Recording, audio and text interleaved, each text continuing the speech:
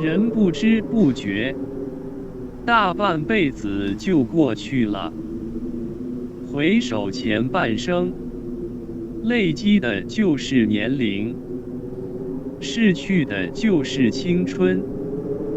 曾再风光也好，曾多坎坷也罢，日子还要继续过，只要一切平平安安就好。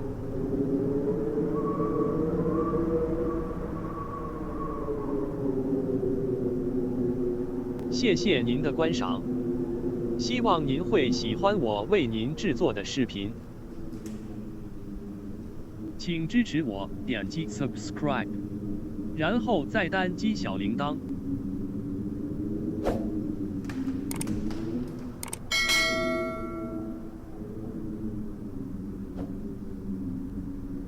请点击下面，观看同一系列的视频。